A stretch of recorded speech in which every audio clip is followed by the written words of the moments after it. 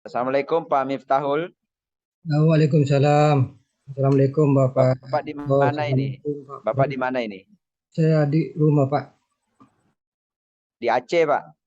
Oh, enggak, saya Pak, saya di Pamekasan Pak, asal Madura.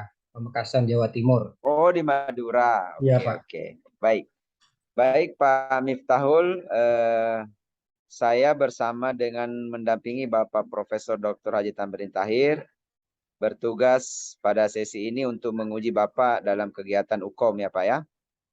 Iya Nah, Pak. oleh karena itu Bapak diberikan kesempatan untuk memaparkan atau menyajikan apa saja yang Bapak sudah lakukan, sudah buat selama mengikuti kegiatan PPG ini. Iya Pak. Mulai dari merumuskan masalah sampai rencana aksi, Pak ya. Mungkin kalau Bapak mau share, silakan di-share ya kalau ada yang mau di-share nanti. Waktunya Bapak 20 menit untuk memaparkan atau menyampaikan atau menyajikan materinya. Silakan Pak Miftahul, waktu maksimal 20 menit. Silakan Pak. Baik Pak, terima kasih. Assalamualaikum warahmatullahi wabarakatuh. Bismillahirrahmanirrahim. Raditu billahi rabba wa bil islami dina wa bi Muhammadin nabiyya wa rasulah. Wa bi zidni ilma wa zidni fahma. Amin. Amma ba'du. Terima kasih Bapak Profesor, terima kasih Bapak Doktor Rahmatullah atas kesempatannya. Pada kuliah PPG ini kami uh, dihadapkan pada kegiatan, berbagai macam kegiatan. Kegiatan yang pertama diantaranya mencakup kegiatan mengidentifikasi masalah-masalah pembelajaran di kelas terkait penanganan siswa bermasalah dan berkebutuhan khusus, membangun relasi dengan siswa, melakukan disiplin positif, pemberian feedback, metode pembelajaran, masalah motivasi, dan tidak lupa juga materi HOTS, literasi, numerasi, miskonsepsi, pemanfaatan teknologi dalam pembelajaran, eh, interaksi dengan orang tua siswa, terus menggunakan model-model pembelajaran inovatif, dan masalah terkait lainnya yang menjadi tugas keseharian kami sebagai guru. Berikutnya mengenai berlanjut kepada kegiatan eksplorasi penyebab masalah, yaitu kegiatan ini meliputi kegiatan mengeksplorasi kemungkinan penyebab masalah yang telah diidentifikasi. Dalam melakukan eksplorasi penyebab masalah tersebut, kami uh, melakukan riset dengan melakukan kajian literatur, wawancara kepada teman sejawat, guru, eh, wawancara kepada kepala sekolah, pengawas sekolah, dan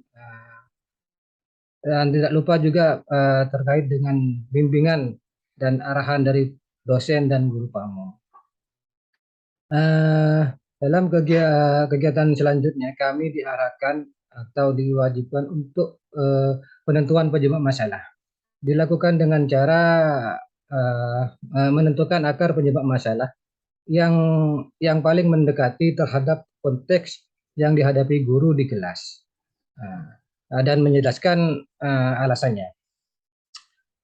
Dalam melakukan penentuan penyebab tersebut, kami berkonsultasi dengan Bapak dosen, instruktur, dan guru PAMO. Selanjutnya kami mempresentasikan tentang penentuan akar penyebab masalah yang dihadapi, disertai dengan penjelasan tentang kajian atau analisis penentuan masalah tersebut. Dan langkah yang terakhir kami diwajibkan untuk menentukan masalah. Minimal dua masalah yang paling sesuai dengan yang tugas keseharian dan akar penyebabnya. Oleh karena itu kami diarahkan untuk menyusun perangkat pembelajaran, dalam hal ini menyusun RPP. Mungkin boleh share screen Pak.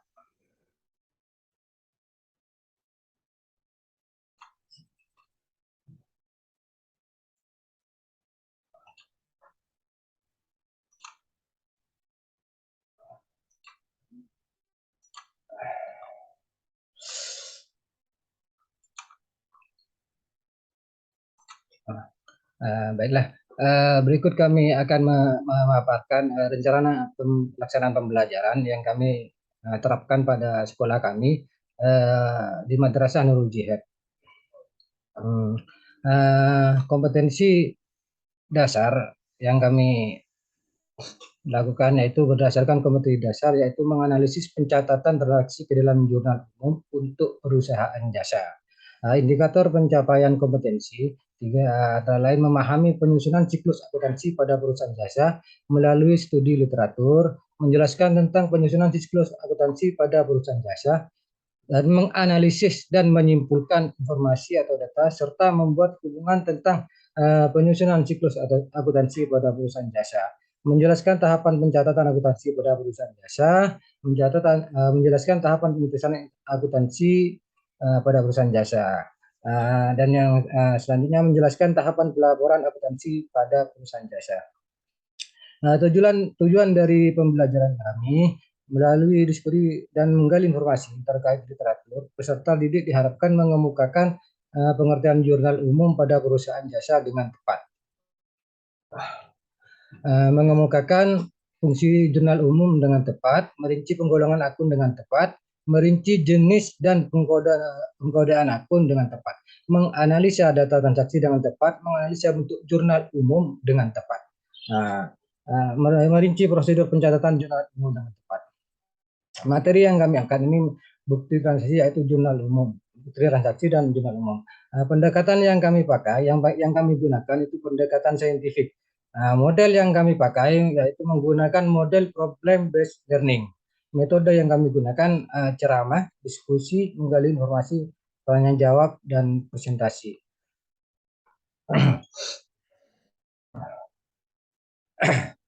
Terkait langkah-langkah pembelajaran, ini yang pertama mengenai pendahuluan, yaitu persiapan awal. Guru memberi salam, berdoa, mengkondisikan suasana belajar yang menyenangkan, dan mengecek kehadiran peserta didik.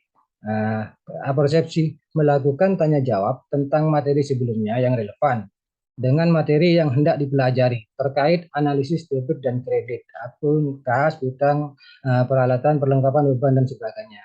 Menyampaikan kegiatan dan teknik penilaian yang akan digunakan, menyampaikan kompetensi dasar yang akan dicapai dalam materi yaitu pencatatan ke dalam umum. Mengenai motivasi, guru menjelaskan manfaat mempelajari pencatatan ke dalam jurnal umum. Pada kegiatan inti, fase yang pertama yaitu orientasi peserta didik kepada masalah. Peserta didik didik melakukan literasi pembelajaran yang diberikan oleh guru terkait materi pembelajaran, materi pencatatan ke dalam jurnal umum. Peserta didik diberi permasalahan tentang materi analisis debit dan kredit untuk dicatat dalam jurnal umum. Fase yang kedua yaitu fase mengorganisasikan peserta didik. Yaitu peserta didik dibentuk dalam beberapa kelompok untuk berdiskusi tentang permasalahan pencatatan ke dalam jurnal umum. Peserta didik diberi LKPD dalam masing-masing kelompok. Untuk fase yang ketiga, yaitu fase membimbing secara individu dan kelompok. Guru mendorong peserta didik untuk mengumpulkan informasi yang sesuai dengan permasalahan yang diberikan. Guru memberikan bantuan berupa penggalian informasi yang terdapat dalam permasalahan. Fase 4 yaitu fase mengembangkan dan menyajikan hasil karya. Masing-masing kelompok berdiskusi menghasilkan solusi pemecah masalah. Membantu peserta didik dalam merencanakan dan menyiapkan hasil diskusi tentang pencatatan ke dalam jurnal. Untuk fase yang kelima yaitu fase menganalisa dan mengevaluasi proses pemecahan masalah. Guru meminta peserta didik melakukan presentasi untuk menyajikan hasil laporan kerja kelompok dan saling bertukar informasi antar peserta didik. Peserta didik diberi kesempatan bertanya pada materi yang belum dipahami.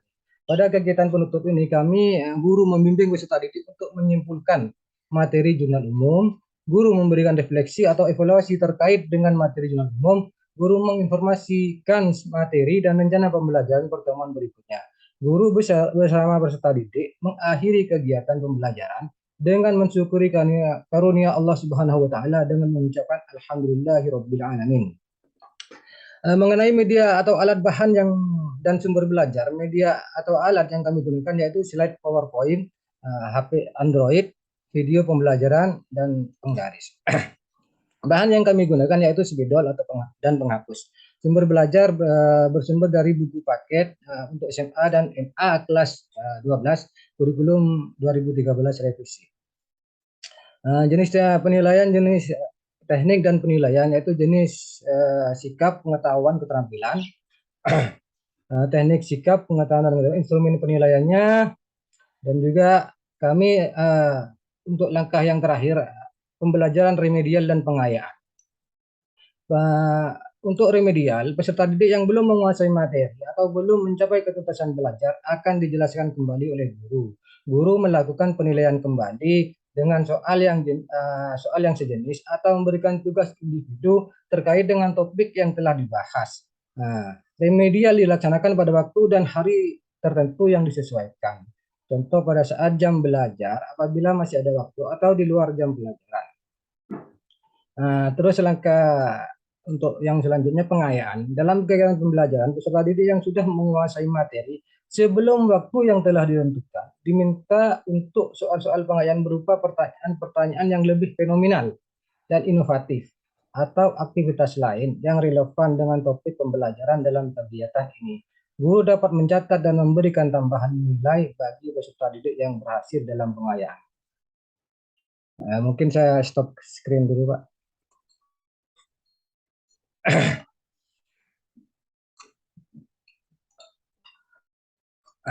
Di dalam kegiatan PBG ini, capaian pembelajarannya yaitu guru diharapkan mampu melaksanakan tugas keprofesian sebagai pendidik yang memesona, yang dilandasi sikap cinta tanah air, sikap berwibawa, tegas, disiplin, penuh panggilan jiwa. Selanjutnya guru diharapkan mampu merumuskan indikator capaian pembelajaran, yaitu berpikir tingkat tinggi yang harus dilakukan peserta didik mencakup sikap, pengetahuan, dan keterampilan secara utuh yang berorientasi pada masa depan. Selanjutnya kami diharapkan untuk merancang pembelajaran dengan menerapkan prinsip memadukan pengetahuan materi ajar, pedagogik, serta teknologi informasi dan komunikasi atau yang biasa disebut dengan technological, pedagogical, and content knowledge, dan pendekatan lain yang mungkin relevan. Mungkin ini saja yang mungkin dapat kami sampaikan, Pak. Dan terima kasih. Wassalamualaikum warahmatullahi wabarakatuh.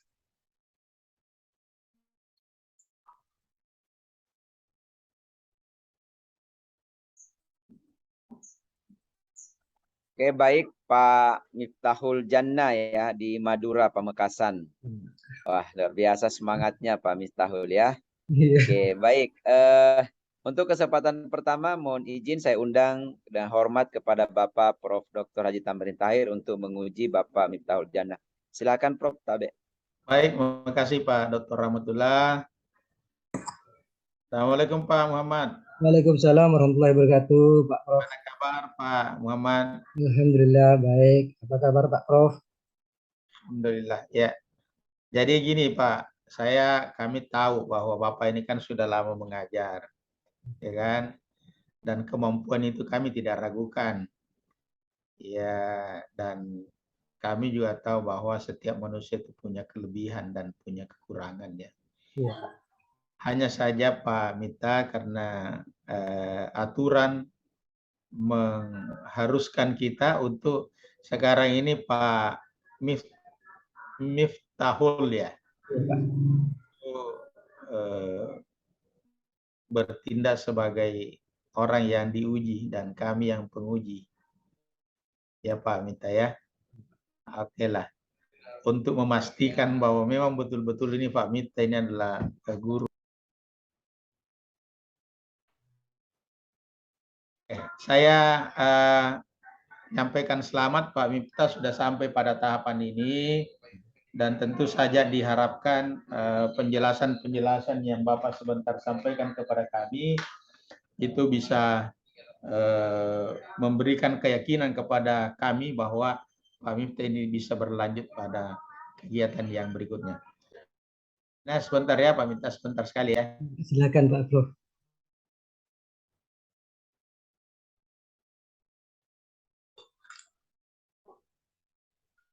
Maaf. Prof, suaranya nggak kedengeran, Pak.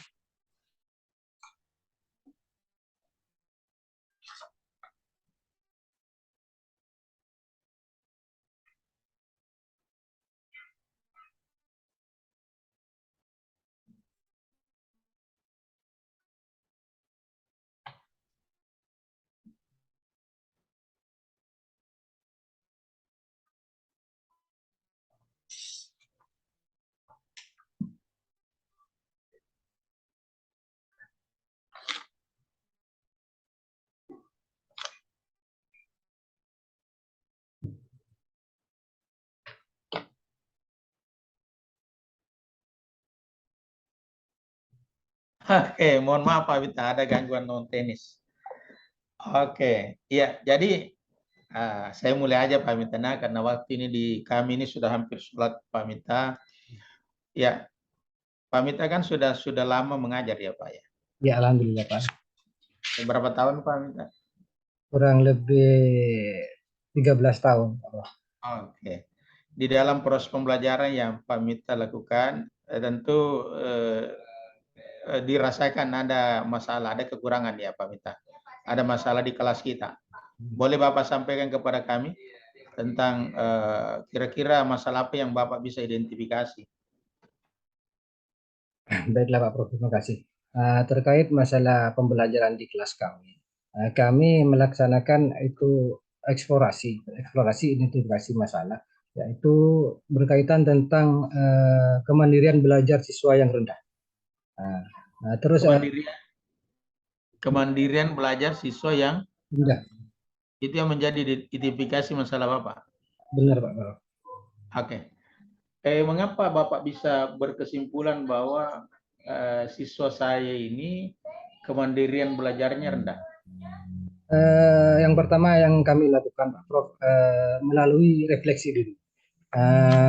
Terus melakukan wawancara terhadap siswa dan melakukan analisis hasil belajar siswa, wawancara dengan guru, dengan kepala sekolah, dengan teman sejawat, untuk memastikan, untuk memastikan bahwa masalah ini sangat berpengaruh terhadap kondisi kemandirian belajar siswa tersebut. Ya, saya tanya dulu gini Pak Mita. Ini kan masalah Pak Mita sendiri. Kan saya di sini kan kita putuskan tadi bahwa saya identifikasi masalah itu adalah kemandirian siswa rendah. Nah, sekarang apa tandanya bahwa kemandirian belajar siswa itu rendah sehingga Pak Mita menyimpulkan begitu? Kami bisa menyimpulkan begitu, tentu dilandasi dengan kajian literatur melalui buku. Belum ke kajian literaturnya Pak. Ya. Belum. Kajian literatur itu nanti setelahnya itu. Saya mau saya bertanya bahwa Bapak kan tadi mengatakan bahwa saya identifikasi masalah itu di mana kemandirian belajar siswa saya rendah. Nah, pertanyaan saya, apa menjadi tanda bahwa Bapak sampai pada kesimpulan siswa saya ini rendah belajarnya? Begini Pak Prof, saya bisa menyimpulkan hal tersebut. Untuk penyimpulan sederhana, kami melihat dari hasil evaluasi, terutama dari nilai Pak Prof. Yang pertama. Terus yang kedua, kami melihat sikap dari siswa setiap harinya, yang mana menunjukkan siswa tersebut seakan-akan kurang bersemangat, kurang bergairah dalam hal mengikuti pembelajaran. Hal ini mungkin terkait dari mungkin kelemahan kami sebagai guru yang mungkin kurang menerapkan model pembelajaran. Pak Mita jangan menyalahkan diri dulu. Pertanyaan saya sedikit, sangat sederhana. Sangat sederhana. Adalah apa yang Bapak lihat sehingga kesimpulannya kemandirian belajar saya rendah. Tadi sudah satu. Bapak katakan bahwa saya melihat siswa saya itu apa tadi? Tidak bersemangat. Apa lagi? Terkait juga mengenai level indikator. Level indikator yaitu mungkin siswa saya itu rata-rata banyak yang di bawah KD. Jadi saya bisa menyimpulkan hal itu. Di situ, bukan di situ. Itu hasil daripada proses sehingga nilainya rendah. Tapi identifikasi masalah yang Bapak tadi sampaikan itu dikatakan bahwa kemandirian belajar siswa saya rendah. Pertanyaan saya, apa tandanya? Apa yang Bapak lihat sehingga Anda katakan ini kemandirian belajar siswa saya rendah? Apa yang Bapak lihat? Itu dulu. Sebentar itu hasil, sebentar itu eksplorasi. Apa yang menjadi tandanya? Saya masuk di kelas ini, misalnya saya masuk di kelas saya ini, wah ini siswa saya ini rendah kemandirian belajarnya. Apa yang menandai bahwa Bapak menyimpulkan begitu? Oh, baik, Pak. Ya, pertama yang kami tandai itu melihat sikap dan perilaku siswa. Oke, sikap perilakunya, gimana sikap perilakunya? Di saat kegiatan pembelajaran berlangsung itu ada beberapa siswa yang tidak menyimak, Prof. Di antaranya mereka tidur, sering tidur dan suka ngobrol dengan teman yang lain. Jadi itu saya menandakan bahwa kemandirian belajarnya kurang. Di samping itu juga siswa itu harus mintanya selalu dituntun terus, Pak. Jadi tidak mau ya. Oke, itu yang saya minta, Pak. Iya, Pak. Bahwa saya mengatakan bahwa kemandirian belajar ini pertama, sikapnya itu selalu mau dituntun, selalu mau kalau ada tugas diberikan mereka tidak bisa kerja dan seterusnya ya, sikap. Oke. Jadi Bapak menentukan identifikasi kemandirian belajar ya. Benar, Pak. Oke. Nah, sekarang bagaimana caranya Bapak menentukan apa yang menyebabkan sehingga kemandirian belajar mereka itu rendah? Apa yang menyebabkan kira-kira? Bagaimana Bapak mengeksplorasi penyebab masalah dari identifikasi masalah tadi? Baiklah, Pak Prof. Berdasarkan hasil eksplorasi masalah, kami menyimpulkan bahwa penerapan model pembelajaran yang kurang sesuai. Jadi selama ini kami hanya menerapkan model pembelajaran dengan metode ceramah. Jadi siswa itu sering bosan, kebanyakan siswa bosan dan akhirnya berpengaruh terhadap kemandirian belajar siswa tersebut. Bagaimana caranya Bapak mengeksplorasi itu? Berdasarkan dengan kajian literatur dan dari artikel, terus berdasarkan wawancara dari kepada guru, kepada teman sejawat, dan yang kami lakukan berdasarkan wawancara terhadap para pakar, begitu Pak Prof.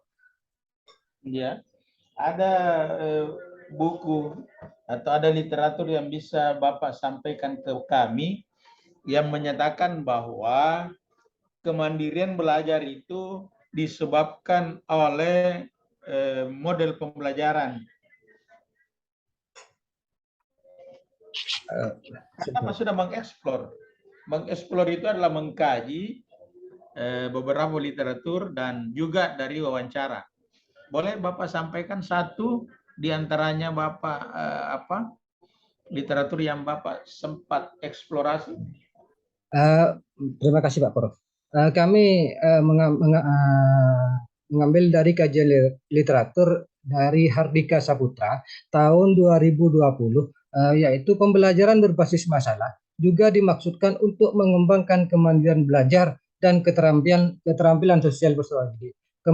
Kemandirian belajar dan keterampilan sosial itu dapat terbentuk ketika peserta didik berkolaborasi untuk mengidentifikasi informasi, strategi, dan sumber belajar yang relevan untuk menyelesaikan masalah tersebut. Oke. Oke, Pak. Sesudah itu, ya. Nah, dari eksplorasi masalah tadi, Bapak kan sudah menentukan akar permasalahannya kan? Betul Pak Prof. Iya. Apa tadi akar permasalahannya?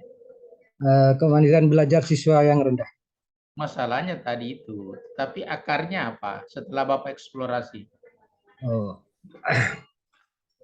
Berdasarkan akar menjebak masalah itu apa namanya, minat siswa kurang, terus model pembelajaran yang kurang optimal, terus siswa maunya dituntun terus dalam hal pembelajaran. Oke, tadi kan gini Pak, identifikasi masalah. Bapak sudah katakan itu adalah kemandirian belajar rendah, ya kan? Nah, setelah Bapak melakukan eksplorasi, maka diperoleh penyebab masalahnya itu adalah apa? Kemandirian, model pembelajaran yang kurang sesuai. Oke, model pembelajaran. Nah, sekarang, bagaimana cara Bapak mengeksplorasi lagi solusi dari masalah yang telah teridentifikasi? Kami dengan melakukan analisis terhadap berbagai penyebab masalah yang ada, melakukan kajian literatur, wawancara, dan melakukan membuat bagan analisis hubungan masing-masing penyebab masalah. Selanjutnya kami melakukan alternatif solusi untuk menemukan beberapa solusi yang paling sesuai. Nah, sesudah itu kami dari alternatif solusi tersebut kami bisa mengambil penentuan solusi seperti itu. Oke, nah sekarang penentuan solusinya apa? Nah, penentuan solusi yang kami terapkan yaitu mengenai penggunaan model pembelajaran, yaitu problem based learning. Oke, mengapa Bapak pilih based learning? Nah, karena menurut kami dan berdasarkan kajian literatur dan hasil wawancara terhadap guru, kepala sekolah, nah, itu kami mempunyai alasan yaitu pembelajaran yang tepat untuk di abad 21 ini yaitu pembelajaran problem based learning, karena mengajak atau mengarahkan siswa untuk menganalisis, belajar mengidentifikasi dan terus menganalisis masalah-masalah yang terjadi begitu. Bapak yakin dengan based learning itu kemandirian belajar siswa bisa berubah? Insya Allah yakin, karena dilandasi dengan kegiatan langkah-langkah pembelajaran, yaitu terutama di dalam hal pengambilan langkah diskusi kelompok. Jadi dalam hal ini pada saat diskusi kelompok itu guru tidak intinya tidak selalu berceramah. Jadi pada saat diskusi ada kegiatan interaksi antara semua komponen, baik itu guru dan siswa yang ada di kelas itu. Jadi seakan-akan bisa menghidupkan suasana. Nah, dari suasana yang menyenangkan seperti itu, akhirnya bisa menimbulkan membangkitkan kemandirian tersebut. Oke. Mengapa Bapak tidak pilih PJB? Alasan kami tidak memilih PJBL karena terkait masalah penyiapan waktunya, Pak Prof. Di sekolah kami yang kami terapkan itu per jam pelajaran 35 menit. Jadi kami mengambil inisiatif mengambil problem based learning karena tidak terlalu banyak memakan istilahnya membutuhkan waktu. Begitu, Pak Prof. Kenapa apakah Bapak yakin dengan PBL itu dengan waktu yang sempit begitu itu bisa mencapai tujuan pembelajaran yang telah digariskan di dalam kurikulum? Untuk itu kami mempunyai rencana yaitu dengan cara membuat instrumen rencana evaluasi, yaitu seperti jurnal refleksi, yaitu seperti lembar observasi pembelajaran, lembar wawancara, instrumen survei kepuasan pembelajaran, dan sebagainya. Oke, Pak siapa lagi tadi? Pak Muhammad ya, Pak Miftahul. Pak Miftahul, apa alasan sekolah sehingga menyalahi aturan Kemendikbud bahwa di SMP itu, SLTP itu pembelajarannya 40 menit per jam? Mohon maaf Pak Prof. Kebetulan di tempat sekolah kami itu berbasis pondok pesantren Pak Prof. Jadi, nah ya, menurut kebijakan dari pengasuh pondok pesantren, jadi terkait masalah kegiatan yang terlalu padat. Jadi di dalam hal lingkungan tersebut, jadi punya apa namanya, mengambil kesepakatan untuk meminimalkan waktu pembelajaran. Masalah hal itu saya kurang paham. Itu yang saya juga mengerti mungkin itu sudah melanggar aturan, tapi terkait hal itu saya tidak punya wewenang dalam hal itu. Oke Pak Miftahul. Jadi di pondok pesantren itu jam pelajaran kelas ya, itu hanya 30 menit. Saya pikir Pak Miftah itu bisa dilakukan di luar ya, di luar itu jam pelajaran. Tentu ada teknik-teknik tertentu ya, sesuai dengan tujuan daripada institusi sekolah kita ya. Saya kira itu Pak Miftah. Selamat Pak Miftah, semoga Terima kasih. bisa sukses. Saya kembalikan ke Pak Dr. Rahmatullah. Baik, terima kasih banyak Prof atas waktunya. Bapak Miftahul Jannah ya. Oke, Pak Miftahul, saya akan melanjutkan diskusi ujian UKOM ini ya. Tema saya pada 3 bagian Pak. Tadi Bapak saya dengar waktu mempresentasikan sudah menyinggung tentang HOTS, menyinggung tentang TPACK ya. Saya akan bertanya seputar dari HOTS, literasi dan TPACK itu Pak. Pak Miftahul, apakah Bapak mengerti apa yang dimaksud dengan HOTS? Baiklah, Pak. Menurut pemahaman kami, HOT itu adalah high order, kepanjangan dari high order thinking skill, yaitu kemampuan untuk berpikir tingkat tinggi, kreatif, yang dilandasi dengan ada istilah 4C, critical thinking, communication, collaboration, terus berkreasi. Begitu Pak Dokter. Oke, baik. Di bagian mana dalam pembelajaran Bapak, ya di bagian mana pada pembelajaran Bapak yang mengandung unsur HOTS atau yang bisa memberikan informasi kepada kita semua bahwa pembelajaran itu mengandung unsur HOTS? Bisa diamati di bagian kompetensi dasar, yaitu menganalisa apa namanya, menganalisa konsep pencatatan jurnal umum. Menganalisa konsep pencatatan jurnal umum.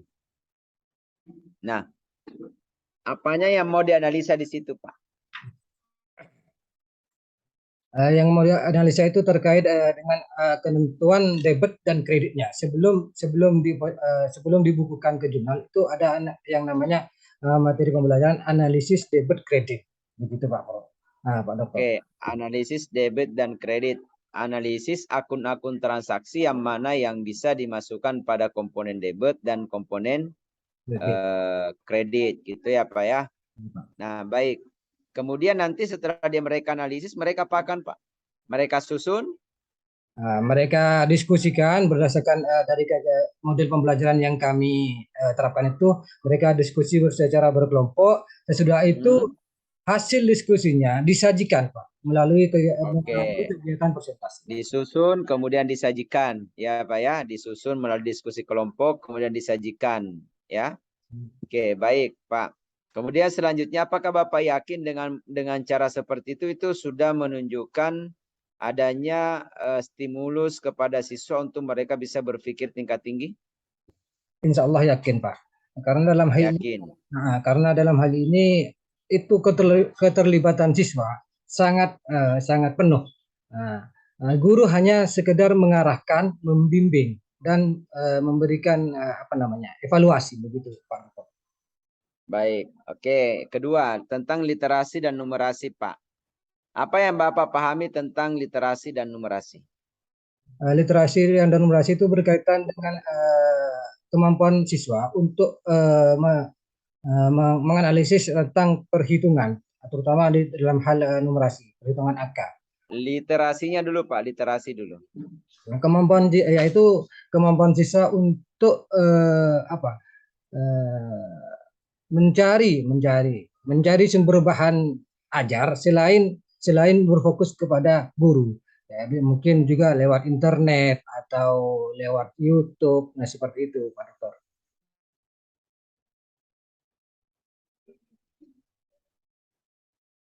Oke. Baik, selanjutnya di bagian mana ya? Di bagian mana dalam perangkat yang Bapak buat itu yang menunjukkan adanya pencapaian literasi dan numerasi? Di bagian soal. Di bagian soal itu di soal di soal nomor 1 itu menunjukkan kriteria HOT. Oke. Bukan HOT, Pak. Literasi dan numerasi, Pak, yang saya tanyakan. Oh iya, maaf Pak Dokter. Ya, terkait dengan literasi dan numerasi itu ada di materi ajar Pak Bro. Dalam materi ajar ini siswa diarahkan untuk mencari selain di dalam buku, bisa juga mencari di dalam media yang kami gunakan, yaitu media pembelajaran yang berbasis audio video. Begitu Pak. Audio video atau di visual, Pak? Maksud saya audio visual baru Pak. Oke. Baik, selanjutnya Pak, kalau itu dikaitkan dengan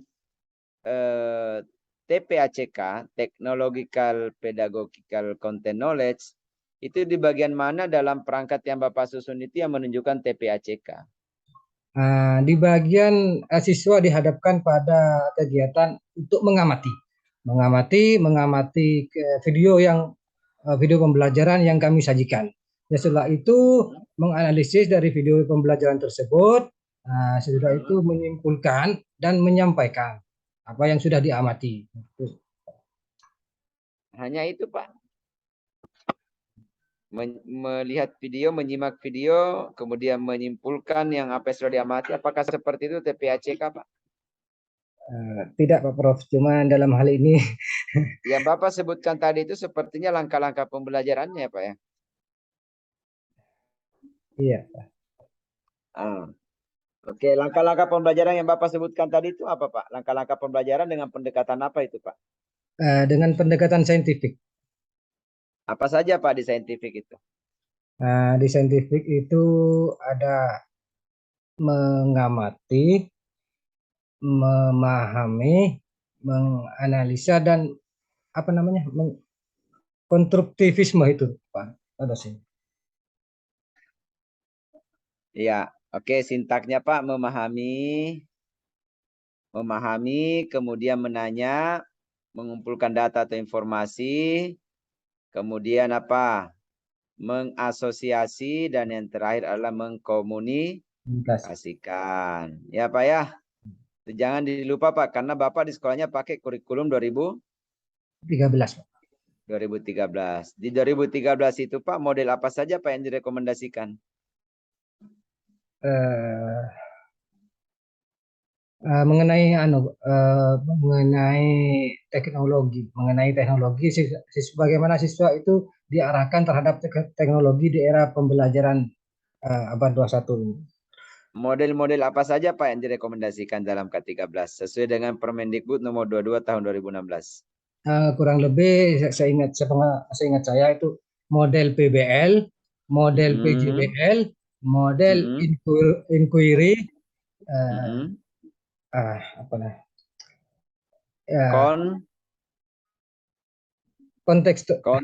Oke, kontekstual ya Pak ya.